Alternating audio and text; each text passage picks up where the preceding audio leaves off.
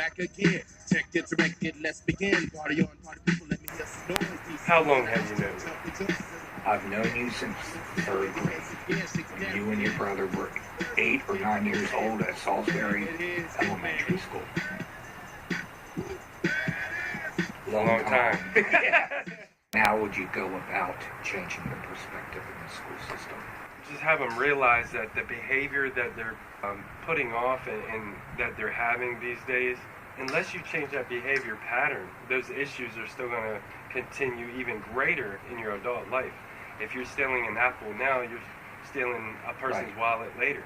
You're establishing a pattern that's going to affect you and maybe put you in jail, and those stats don't lie. No. Because of those behavior patterns, only get worse in time. If I can change the perspective in the school system, then it would definitely help. Why is that the main focus and so important for you in life? Why is it a passion of mine, and why am I doing this? Right. Well, kids getting beat up, teachers getting beat up, something that I wanted to do to spread awareness. I love teaching martial arts. I love talking to kids, how they can prevent it, what they can do, to defend themselves, if they need to, and things like that. What defense you would use or teach the students of any age, your age group, as well as disabled and non-disabled students? I've trained people in a wheelchair before. That was a task because that showed the difference between my learning and someone else's learning that has physical capabilities of not being able to perform the same things I do. So I had to modify for his specific needs, in self-defense. So that was very fun, very challenging, but also as a teacher, I was learning. It made me grow as a teacher because I was reaching out to different resources. I was reaching out to different ways of this is what I would do, but it wouldn't work for him. And that's important. And knowing the very broad ways, whether it's physical, mental, or emotional, when it comes down to defending yourself, because emotions play a big part on this. Try to fight when you're sad. Try to fight when you're angry. Try to fight when you're happy, and you'll see there's a totally different outcome in the way you deliver things when you do. When you're mad, you want to bash. When you're scared, you want to get away, but you're quick.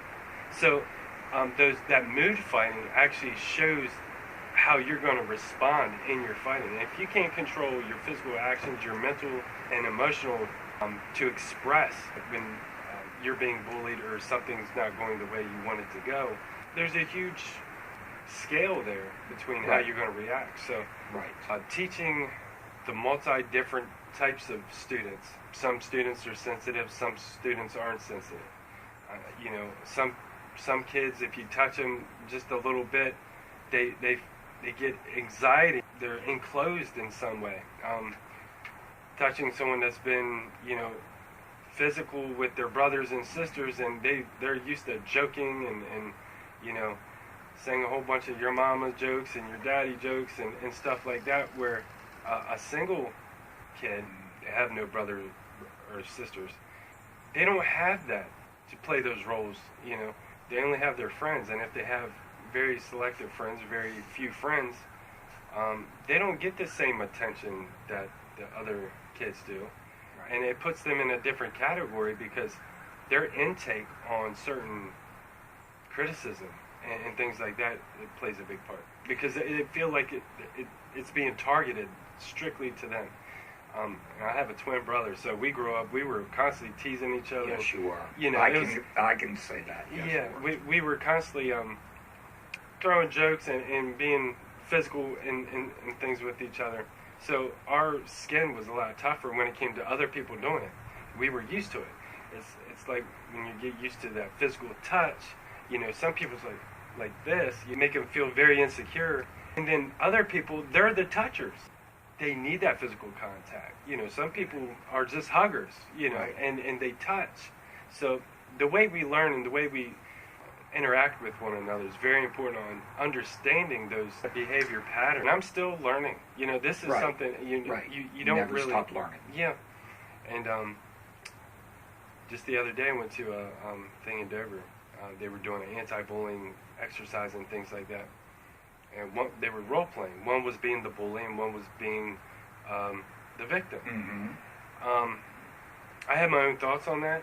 I don't think the way the exercise was being done was you're accepting what the bullying is throwing at you and you're creating it like it's a good thing. Yeah. For instance, if you say, I don't like your shirt, or that shirt's ugly.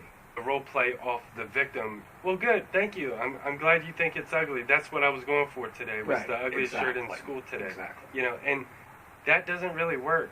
I know, to certain people that are just meant to say, hey, that's an ugly shirt, and that's it. It might work. But someone that's trying to engage in bullying, exactly, will continue with it's it. not going to stop there. No. It's going to go into pushing, shoving, pulling hair, slapping sanitizer on your neck. And it just builds up. It's just good for temperament. It's good for patience. It's good for understanding other people's inner beings, or at least trying to look through their perception before before there's a judgment call on your part or my part, and I like that. I have always looked at you as somebody that's very sincere, very laid back, very caring, and most of all, really conscientious about other people's feelings and where they're at in their life. You went up through the ranks. I became a green belt. I saw you go through the ranks all the way to the black belt. You worked with individuals, you and your brother within Pat's program. You were very patient. You made it fun. You were active. It wasn't boring, but you were serious at the same time of defense. Well, I'm glad you got that from me. Yeah, you were really, very dedicated. No matter what the challenge was, you were always up for it. I remember doing stick fighting with you. We had a lot of fun doing it. Oh, yeah, a lot of fun. Yeah. And plus, 2 on children in the same time I took it. Oh, I know. So it was Sean Lee. and Leah. Mm-hmm. And so it was more or less a family affair. Yeah. And we all enjoyed it while we were in it. As a matter of fact, Sean, my oldest son, who lives across the bay now, has gone back to Taekwondo. Oh, wow. Cool. Yeah, he has. And he's working, and he's taking classes as well as being a helper at one class for younger children, younger students. I know Sean, there for a little bit, he would come over to the gym. Yes. And he had a lot of questions, but he also had a lot of answers. He was very passionate in martial arts. Oh, and he still is to this day. Yeah. It has not left him at all. That's good. Not at all. Good. And, there's only a handful of us from Pat's school that's Yes.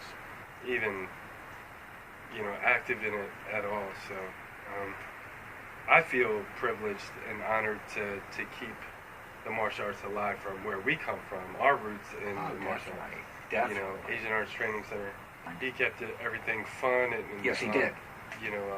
Very involved with each one of the students. Oh, yeah. I can remember Isaac doing Dosan and little Alex doing Chun-Ji.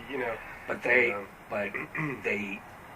thing was that he had the patience to work with them so that they learned the patterns, they learned the creed, they could repeat it, they could memorize it, and that took a lot of patience and a lot of time. Yeah, it did. It is Hitman.